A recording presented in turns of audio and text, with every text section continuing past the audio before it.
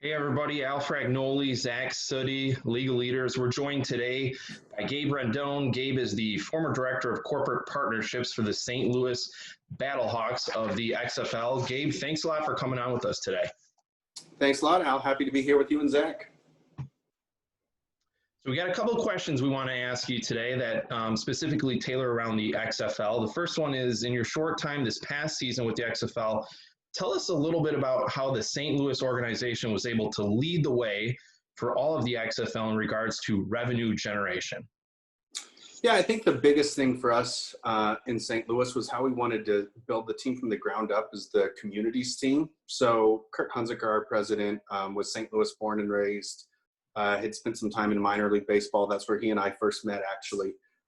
So we had that really grassroots community focus background, and coming into St. Louis and starting a pro sports team from the ground up, we really wanted to make sure that it was built the right way. And I think with St. Louis's history on football especially, there's been some scars there. So we really wanted the community to embrace the team. So St. Louis born and raised was kind of the thematic that we ran with on that. And it really just allowed us to really get in it at that ground floor level. We worked a lot of community events. We created events where we were doing Monday night happy hours as early as last September. So we had a nice little 5-6 months leading up to our first home game where we were able to just have conversations with fans, really get their input on what they wanted to see at the Dome, what they were expecting from the team, what they could expect from us as a front office. And, I think that really enabled us to capitalize when it came to ticket sales, merch sales, partnerships. Everything was organic St. Louis, and that really spoke to the people here and really allowed us to tap into it. So, Gabe, what are some of the things that you were most proud of this past year that you and your team were able to accomplish?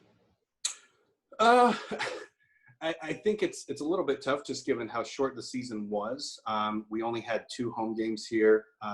We played 5, obviously, with the season being cut short halfway through. But in those 2 home games, we sold out the first game. We had over 29,000 fans at that game downtown at the Dome, where we were just seating the lower bowl there, so didn't have the full capacity. But all the tickets that we had available, we sold. So that game was a sellout. And the second game we had 27,000 fans. And I think the energy that was in the Dome really spoke to, again, how St. Louis embraced this team. And that was, I think, the moment where all of us in the front office kind of looked around and was like, this was pretty cool to be a part of. And having that energy, that electricity, giving St. Louis something on the football side that they could be proud of, as short as it was. And hopefully it's going to be coming back here pretty soon. But I think that's the thing that all of us in the front office would take a look back and say, that was really cool that we got an opportunity to be part of bringing that back from the beginning. Yeah, that is great to have that quick success, and it's a shame that it got cut short. But there has been a recent purchase of the XFL that was made by Dwayne "The Rock" Johnson. Do you think the league will find success moving forward under his leadership? I do. I think he and Danny Garcia, his partner, and then the partners there at Redbird Capital, hearing all the things that they've said over the past week since it came out last Monday, that they were the bidders that were in line to buy it, and with everything going through on Friday, that they're going to take control, in the next couple of weeks. I think that they're perfect leaders for it. Obviously, The Rock has been successful in a number of different areas, from wrestling to the collegiate football career that he's had, and now just everywhere in entertainment. It seems like everything the guy touches turns to gold. So I think he's got a really smart mind, and I think, Danny Garcia shares similar successes. And everywhere that she's been able to really have a positive input and be very successful. So there's definitely something to be had for the XFL, I think, especially given the uncertainty in college football, even the NFL. Who knows if XFL can get up and running as quickly as they would like in 2021. Hopefully they are. But with as starved as the sports fan bases are, I think anything live entertainment, and when you've got 8 teams, you're kind of fit for a bubble. So it makes a lot of sense, I think, even within a pandemic, that the XFL would be able to get up and get running again. And I definitely think that there's something to be had there. And the 5 weeks of success that XFL just had this past spring, I think is kind of the springboard and shows the foundation of it can work. And you just got to run it out and build it the right way, and it'll do really well. Awesome. Gabe, we've obviously chatted a little bit about the XFL having a shortened season as once COVID hit, they lost everything there. So there's been tons of layoffs, lots of furloughs, obviously going on across the sports world as a whole, as we all know with COVID. How are some of the ways that you've kind of coped with being furloughed, let go, and where do you see sports? Where do you see the sports world heading down the road? Maybe in the next 6 to 12 months or long term, post COVID here. Where do you kind of see the sports world going? Yeah, I think that it's been it's not ideal to go through layoffs and furloughs, but there's so many folks going through it. I think it's a real opportunity for those who have to make the most of it. Personally, the way that I've kind of approached it is you go full speed when you're in sports. And especially, the last 6 or 7 months when we were really starting the XFL from scratch, it was, 1,000 miles an hour.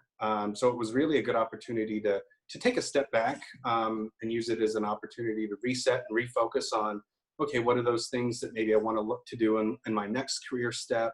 What can I do now from a personal development standpoint that's going to help me get there? And then, what are ways that I can continue to give back and just engage with the community? So I've done a lot of volunteering, found ways to, take online courses and keep the mind fresh. And then also just reconnect with folks within your network and catch up with people that maybe you haven't talked to for a few months or a year or two. It's been great in that regard for me. So I really, would have liked to have, obviously not been in this position, but making the most of it. And there's definitely been some good things that have come of it. As far as seeing where that goes or where the sports world is going, I think we're probably a few months from really seeing any traction. Things are starting to pop back as far as on the job front, and the layoffs and furloughs have slowed considerably. And I think that if the leagues that are playing right now are able to get through their season, we'll be in a better spot come this off season to start slowly getting it back. But I say we're probably 6 to 12 months from really seeing things to really pick up and start going back towards the growth that we were seeing previously. Awesome. Thanks so much for sharing a lot of this info and insight on the XFL and your journey this past year in St. Louis. I know you're probably just as eager as we are to see where The Rock takes the XFL. Hopefully it's a good transition. Hopefully we get it back up and running. I know the fans and the people in the St. Louis community would love to see a successful run again. I know you were born and raised in the area, so you're a diehard St. Louis fan for all sports. We know you're still probably excited about that Blues championship, but yeah, we're not going to talk about the round robin. This didn't count. So. Right. But hopefully the XFL gets back up and running real soon here with The Rock. We wish you the best of luck as well. And thanks for taking some time out of your schedule to join us today.